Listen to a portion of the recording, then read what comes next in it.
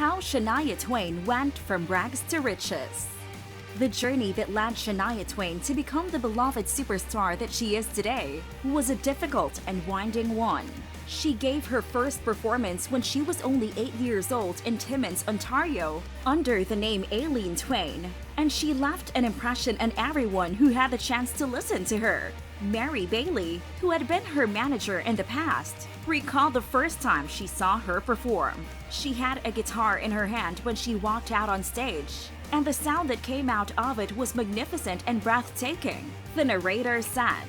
At the age of 14, Twain made an appearance on the Tommy Hunter show on CBC. It was clear that the younger singer had a lot of talent, and she carried herself on stage with self-assurance and like she belonged there. As Mark Twain's biographer Barbara Hager explains in the video that can be found above, Twain's family had a difficult time financially, but Twain's mother made sure that she provided her daughter with everything she required to succeed. Twain was only 21 years old when her parents were killed in a car accident, and she was getting ready to give up singing so that she could take care of her younger siblings. Twain, however, was able to find work playing jazz and Broadway hits in the lounge of the Deerhurst Resort in Huntsville, Ontario. This position enabled her to continue her career in music, while also providing financial support for her younger siblings. John Kimball, a producer and conductor, describes this period of Twain's career as the big turning point in her career, describing it as the time where she really came out and became a seasoned professional. The country superstar is heard in archival interview footage saying things like, "From the age of 8 years old, I've been singing in clubs, and have been filling my lungs with secondhand smoke, and these were all classes in my life and in my career that I took to become the artist that I am right now." The singer had developed into the polished performer that she is today by the time Bell invited her to perform at the annual Aboriginal Achievement Awards in 1995.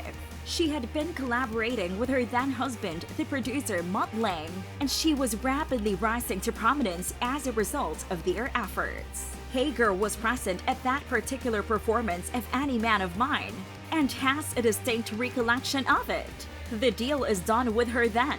She exudes sass, she exudes self-assurance, and she owns the stage. In addition to this, getting to that point as a musician required 10 years of development, recollects the author of the biography.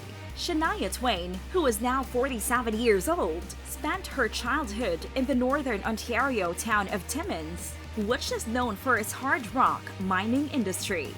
The town of about 44,000 people built this center with the hope that it will attract tourists to the area in a manner comparable to that of Graceland, the home of Elvis Presley, which is located in Tennessee. This was done in an effort to capitalize on her meteoric rise from struggling young singer to international superstar fame. According to some estimates, it would bring in as many as 50,000 tourists each year. These tourists would stimulate the local economy by spending money at area restaurants and hotels, as well as on other goods and services.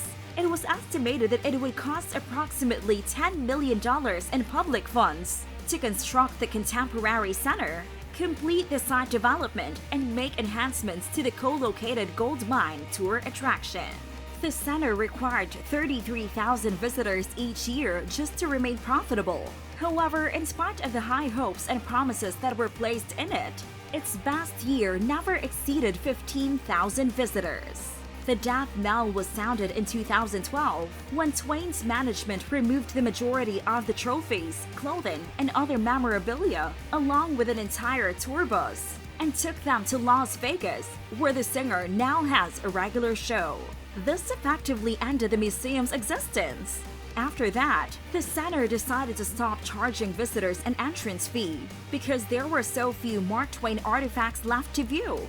The gold mining company paid $5 million for the 65-acre property. The demolition was finished this week, and after fewer than 15 years, all that is left is some barren hills and some rubble. The property was sold to the gold mining company.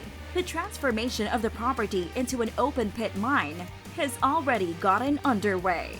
That's all we've got for now. If you enjoy the show, please subscribe by clicking on the subscribe button. Please show us some love by liking and sharing the video with your friends and family. To receive updates on our new videos, turn on the notification button. We would also like to know your views on the video, so kindly use the comment section below. That was all we had time for today. For the time being, I'll bid you farewell and hope to see you in the next video.